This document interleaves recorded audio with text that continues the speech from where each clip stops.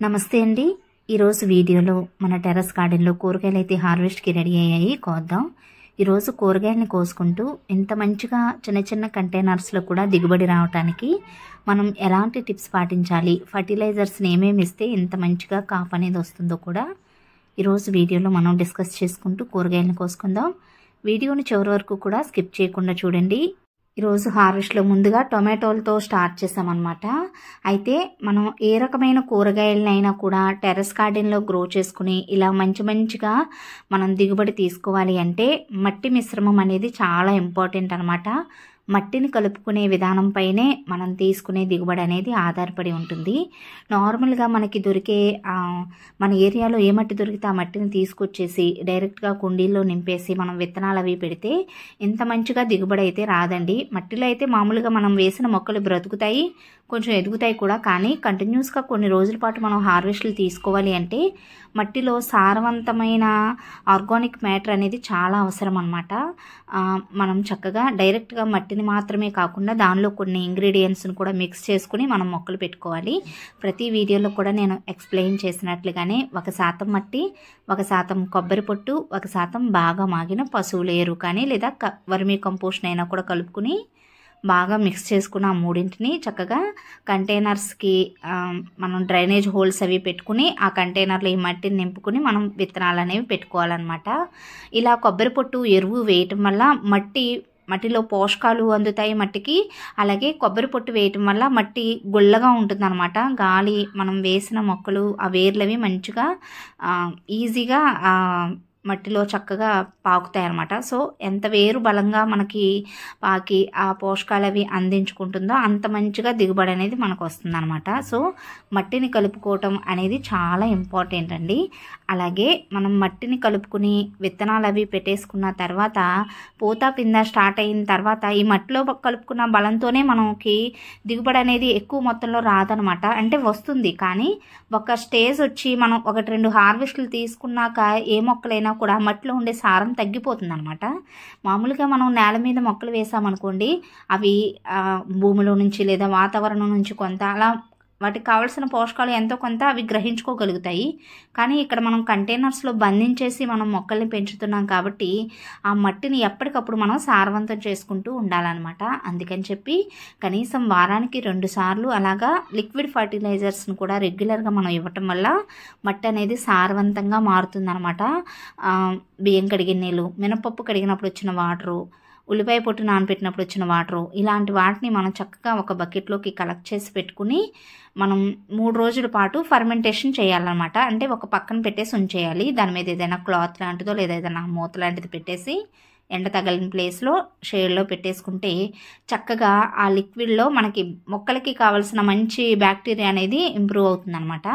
అయితే అలా ఫర్మెంట్ అయిన ఆ వాటర్ని డైరెక్ట్గా మొక్కలకి పోయకుండా 1:5 అలా నార్మల్ వాటర్లో మనం డైల్యూట్ చేసుకుని మొక్క మొదలను పోయటం వల్ల మట్టి అనేది సారవంతంగా మారటమే కాకుండా మొక్కకు కావాల్సిన పోషకాలని మనం ఎక్స్ట్రాగా అందించిన వాళ్ళం అవుతాము.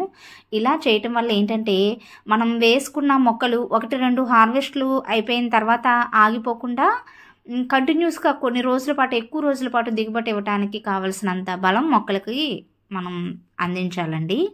నెక్స్ట్ ఏంటంటే కూరగాయ మొక్కల్లో రకరకాల వెరైటీలు ఉంటాయి కదా. కొన్ని ఏంటంటే తీగజాతి మొక్కలకి సంబంధించిన వాటికి మనం పెద్ద సైజు కంటైనర్స్ని పెట్టుకోవాలి.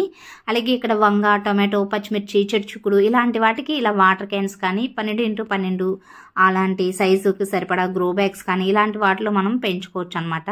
సో తీగజాతి పాదులకు సంబంధించి పెద్ద సైజు కంటైనర్స్ థర్మాకోల్ బాక్సులైనా 100 రూపీస్ బ్లాక్ టబ్స్ లేదా పెద్ద వెడల్పాటి టబ్స్ కానీ లేదా గ్రో బ్యాగ్స్ ఇలా పెద్ద సైజు కంటైనర్స్లో మనం పెట్టుకోవటం వల్ల ఎక్కువ దిగుబడి రావడానికి అవకాశం ఉంటుందండి. అలాగే ఇప్పుడు తీగజాతి పాదులకు సంబంధించిన విత్తనాలను ఇలా వాటర్ క్యాన్లో పెట్టాము అనుకోండి, ఒక పాద అయితే పెట్టుకోవచ్చు. కానీ చక్కగా వెడల్పాటి కంటైనర్లో మనం పెట్టుకోవటం వల్ల 5-6 మొక్కల వరకు పెట్టుకోవచ్చు. కోసిన ప్రతిసారి కూరకు సరిపడా కాయలు వస్తాయి. అదే ఇలా వాటర్ క్యాన్లు అనుకోండి, మనకి ఎక్కువ కంటైనర్స్ కావాల్సి వస్తాయి. వెడల్పది తక్కువగా ఉండటం వల్ల దిగుబడి కూడా తక్కువగా ఉంటుంది అనమాట. అలా మనం ఏ రకమైన మొక్కలకి ఎలాంటి కంటైనర్స్ని మనం సెలెక్ట్ చేసుకోవాలి అనేది కూడా చాలా ఇంపార్టెంట్ అనమాట. అది ఇలాంటి వంగ మొక్కల్ని ధర్మకోల్ బాక్సులో ఇప్పుడు చూస్తున్నారు కదా, నేను 2 మొక్కల వరకు వేసాను అనమాట.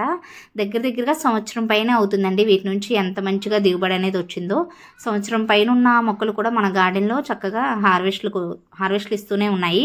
దీనికి కారణం మనం ఇచ్చే ఎరువులు, పోషకాలే అనమాట.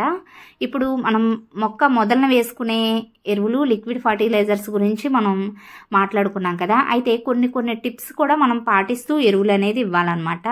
కంపల్సరిగా వారానికి ఒకసారి కుండీల్లో ఉండే మట్టి అంతా కూడా పళ్ళకూర సహాయంతో మనం గుళ్ళగా చేసుకోవాలి. మొక్క మొదలు ఎప్పుడు కూడా మనం అలా వారానికి ఒకసారి గుళ్ళగా చేయటం వల్ల మనం ఇచ్చే ఎరువులు, లిక్విడ్ ఫర్టిలైజర్స్ ఇవన్నింటిని కూడా మొక్క అబ్జర్వ్ చేసుకునేటట్టుగా ఉంటుందన్నమాట. ఎర్త్వామ్స్ ఇవన్నీ కూడా బాగా పెరుగుతాయండి. నెక్స్ట్ పెస్టిసైడ్స్ అనమాట. మనం మొక్క మొదలన వేసే ఎరువులు ఆ మొక్కకు అందించే బలం ఎంత ఇంపార్టెంటో, ఆకులన్నీ తడిచేటట్టుగా ఏదో ఒక ఆర్గానిక్ పెస్టిసైడ్ని స్ప్రేలుగా చేయటం కూడా చాలా అవసరం అనమాట. మార్చి ఎప్పుడు ఒకే విధంగా కాకుండా ఒక్కొక్కసారి మనం వేప నూనెని ఎక్కువగా కనీసం 15 రోజులకు ఒకసారైనా గార్డెన్ అంతా కూడా వేప నూనెని స్ప్రే చేయొచ్చు. అలాగే గోమూత్రం, ఇంకా మనం తయారు చేసుకుంటున్నాం కదా రకరకాలుగా ఎగ్ ఆయిల్ అని, అలాగే ఫ్రూట్ ఫర్మెంటెడ్ జ్యూసెస్, ఇవన్నీ కూడా మొక్క మొదలన అలాగే పెస్టిసైడ్గా ఆకులన్నీ తడిచేటట్టుగా కూడా చాలా వరకు మనం పొగాకు ద్రావణం ఇవన్నీ కూడా స్ప్రేలుగా చేయటం వల్ల చాలా రకాల పెస్ట్లు రాకుండా మనం ముందుగానే కంట్రోల్ చేయొచ్చు అనమాట. నెక్స్ట్ ఏంటంటే ఆర్గానిక్గా మనం కూరగాయల్ని పండించేటప్పుడు బాగా ఎక్కువ బెటర్ రిజల్ట్ని ఇచ్చేది, మనకి చీప్ అండ్ బెస్ట్గా కిచెన్లో దొరికేది ఏంటంటే పుల్లటి మజ్జిగ అనమాట. మజ్జిగ కాస్త కూస్తో పెరుగు మిగిలిపోయింది ఉంటే చక్కగా బయటే ఒక 2-3 రోజుల పాటు అలా ఫర్మెంటేషన్ చేసి మజ్జిగలాగా చేసుకుని చక్కగా పుల్లటి మజ్జిగని పచ్చిమిర్చి, టొమాటో, వంగ వీటికి ఆకుని తడిచేటట్టుగా మనం స్ప్రేగా చేయటం వల్ల పూత రాలిపోవటం, ఆకుముడత ఇలాంటి ప్రాబ్లమ్స్ అన్ని కూడా క్యూర్ అవుతాయండి. పుల్లటి మజ్జిగ చాలా ఎఫెక్టివ్ రిజల్ట్ ఇస్తుంది అనమాట. అదే పుల్లటి మజ్జిగని మనం డైరెక్ట్గానే ఇచ్చుకోవచ్చు, ఒక్కొక్కసారి ఒక్కొక్కలాగా అనమాట. ఫస్ట్ మనం కొంచెం పుల్లటిలో పసుపు వేసి మనం స్ప్రేగా చేయొచ్చు. ఇంకొకసారి పసుపు, ఇంగువ కలిపి స్ప్రేగా చేయొచ్చు. ఇంకొకసారి ఆ మజ్జిగలోనే కొద్దిగా మిర్చి, అల్లం కూడా దంచుకుని వేసుకుని ఒక రోజు అలా వదిలిపెట్టేసి మార్నింగ్ మళ్ళీ అలా డైరెక్ట్గా కాకుండా ఎంతో కొంత నార్మల్ వాటర్లో డైల్యూట్ చేసుకుని చక్కగా ఆకులన్నీ తడిచేటట్టుగా స్ప్రేగాను చేయొచ్చు.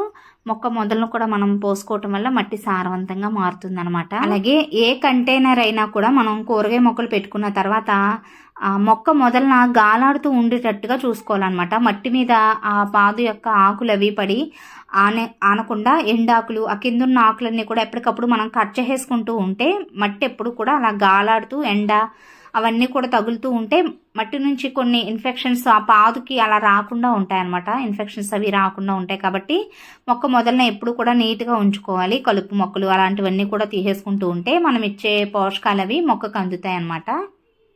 అలాగే ఇంత కష్టపడి మనం టెర్రస్ గార్డెన్లో చిన్న కంటైనర్స్లో కూరగాయ మొక్కల్ని పెంచుకునేటప్పుడు వాటి హార్వెస్ట్లు మనం తీసుకున్నప్పుడు కనీసం కోసిన ప్రతిసారి మన ఫ్యామిలీకి సరిపడా కూరగాయల్ని హార్వెస్ట్ చేసుకునేటట్టుగా మనం పాదులు పెట్టుకోవాలండి. పాదులైనా లేదా వేరే రకం కూరగాయ మొక్కలైనా కూడా. ఫర్ ఎగ్జాంపుల్ బీరపాదు అనుకోండి, కనీసం పెద్ద సైజు కంటైనర్స్ అయితే ఒక్కొక్క కంటైనర్లో 3 విత్తనాలు చొప్పున మనం రెండు కంటైనర్స్లో కానీ పెట్టుకుంటే కోసిన ప్రతిసారి బీరకాయలు మనకి కూరకు సరిపడా వస్తాయన్నమాట. అలాగే బెండ మొక్కలు కానీ కంటైనర్స్లో పెట్టుకుంటే వాటర్ క్యాన్స్, గ్రో బ్యాగ్స్ ఇలాంటి వాటిలో అనుకోండి ఒక్కొక్క వాటర్ క్యాన్లో మనం 2 లేదా 3 మొక్కలు చొప్పున పెట్టుకుని ప్రూనింగ్ చేస్తూ పెంచుకోవచ్చు. అలా ఒక 4 కంటైనర్స్ అలా పెట్టుకుంటే కోసిన ప్రతిసారి ఒక్కొక్క మొక్కకి 2 కాయలు చొప్పున వచ్చినా మనకి కూరకు సరిపడా వస్తాయన్నమాట. అలా మన ఫ్యామిలీలో ఎంతమంది మెంబర్స్ ఉన్నారు దాన్ని బట్టి మనకి ఎన్ని కాయలు అవసరం అవుతాయి అని ప్లాన్ చేసుకుని మనం విత్తనాలు పెట్టుకోవాలి. ఇంకొకటి ఏంటంటే మనం ఏ పాదులైనా కూడా అంటే ఒక్కొక్క పాదుకి ఇంత టైం అని ఉంటుందన్నమాట. బీరపాదులు మనకి విత్తనాలు వేసిన తర్వాత 40 నుంచి 45 రోజుల్లోపు హార్వెస్ట్ ఫస్ట్ కాపు అనేది మనకు వస్తుంది చేతికి. అలా మొత్తం విత్తనాలు వేసిన దగ్గర నుంచి కాపు అయిపోయే వరకు 3 నెలలు మొత్తం పంట కూడా అయిపోతుందండి. అయితే మనం విత్తనాలు పెట్టుకున్న తర్వాత అవి పోతా పింద స్టార్ట్ అవుతున్నాయి అనే టైంకి మళ్ళీ మనం వేరే ఇంకొక 2 కంటైనర్స్లో కొత్త పాదులు అనేవి పెట్టేసుకోవాలన్నమాట. ఈలోపు ఈ పాత మనకి కాపు అయిపోతుంది అనే టైంకి మళ్ళీ కొత్తగా పెట్టుకున్న పాదులు అనేవి హార్వెస్ట్కి వస్తాయి. లేదా మనం ఫస్ట్ పెట్టుకున్న పాదులే హార్వెస్ట్లు అయిపోయేంత వరకు ఆ 3 నెలలు మనం వేరే కొత్త పాదు పెట్టుకోకుండా అలా టైం వేస్ట్ చేసేస్తాం అనుకోండి, ఆ పాత పాదు తీసేసిన తర్వాత మనం కొత్త పాదు పెట్టుకున్నా కూడా అది మళ్ళీ 45 రోజులు 50 రోజులు అంటే దగ్గరగా 2 నెలల పాటు మళ్ళీ మనం ఆ పంట కోసం ఎదురు చూడాలి. అలా కాకుండా చక్కగా మనకి ఒక పాదు పెట్టుకున్న తర్వాత సగం రోజులు అయ్యి మనం ఫస్ట్ కాపు తీసుకున్నాము అనే టైంకి వేరే ఇంకొక 2 కంటైనర్స్లో మనం కొత్త పాదులు పెట్టేసుకోవాలండి. అలా మనం ప్లాన్ చేసుకోవాలి. ఇలా ఎదిగిన కాయలను ఎదిగినట్టుగా ఎప్పటికప్పుడు మనం హార్వెస్ట్లు చేసేసుకుంటూ ఉంటే మిగిలిన పూత పింద మనకి ఎదగటానికి, ఆ కాయలు మంచి సైజులో రావడానికి కావలసినంత బలం ఆ మట్టి నుంచి మొక్కకు అందుతుంది అనమాట. లేదంటే వాటిని కాయలు ముదిరిపోయేంత వరకు ఉంచి తర్వాత కోయటం ఇలా కాకుండా చక్కగా ప్రాపర్ టైంలో మనం హార్వెస్ట్లు కూడా తీసుకోవాలి.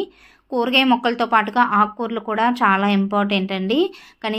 కనీసం వారానికి 2 సార్లు ఏదో ఒక ఆకుకూర మనకి హార్వెస్ట్ తీసుకునేటట్టుగా ప్లాన్ చేసుకుని విత్తనాలు అవి పెట్టుకోవాలి. ఈజీగా అండి. అన్ని రకాల కూరగాయల్లో కూడా ఆకుకూరలు మనం విత్తనాలు వేసిన 20 నుంచి 25 రోజుల లోపు హార్వెస్ట్కి వచ్చేస్తాయి అనమాట. పెంచుకోవటం కూడా చాలా సులువు అనమాట. మెయింటెనెన్స్ తక్కువగా ఉండే ఆకుకూరలు ప్రతి ఒక్కరూ ఇంట్లో గ్రో చేసుకోవచ్చు. ఎండ ఎక్కువగా పడే ప్లేస్లో మనం ఆకుకూరలు వేసిన కంటైనర్స్ పెట్టుకుంటే స్పీడ్గా పెరుగుతాయండి. అలాగే మధ్యలో మనం టెర్రస్ గార్డెన్లో పూల మొక్కల్ని కూడా పెంచుకోవటం వల్ల పాలినేషన్ ప్రాబ్లం అది ఉండదన్నమాట. బీరపాదులు, కాకరపాదులు, ఆనప ఇలాంటి వాటికి మనం హ్యాండ్ పాలినేషన్ కూడా చేసుకోవచ్చండి. బీర పువ్వులు అయితే సాయంత్రం టైంలో విచ్చుకుంటాయి కాబట్టి మనం వాటర్ పోయడానికి గార్డెన్లోకి వెళ్ళినప్పుడు ఒకసారి అబ్జర్వ్ చేస్తే మేల్ ఫీమేల్ అని 2 రకాల ఫ్లవర్స్ ఉంటాయి. హ్యాండ్ పాలినేషన్ చేసి పూచిన ప్రతి ఫీమేల్ ఫ్లవర్ని కూడా కాయగా మనం మార్చుకుని ఎక్కువ దిగుబడి అనేది తీసుకోవచ్చు. మొక్కలకి వాటర్ పోయటం కూడా చాలా ఇంపార్టెంట్ అండి. ఆకుకూరలకైతే విత్తనాలు వేసిన తర్వాత మరి ఫోర్స్గా కాకుండా అవి కొంచెం హైట్ అయ్యే వరకు కూడా చక్కగా వాటర్ బాటిల్ మూతకి హోల్స్ లాగా చేసుకుని షవర్ లాగా వాటర్ని చేయాలి. అలాగే కొన్ని మొక్కలకి నీళ్ళు ఎక్కువగా అవసరం అవుతాయి, కొన్ని మొక్కలకి తక్కువగా అవసరం అవుతాయి అనమాట. కొంచెం తీగలవి బాగా పాకి కాపునిచ్చే మొక్కలకి ఎక్కువ వాటర్ అవసరం అవుతాయి. అప్పుడే వేసిన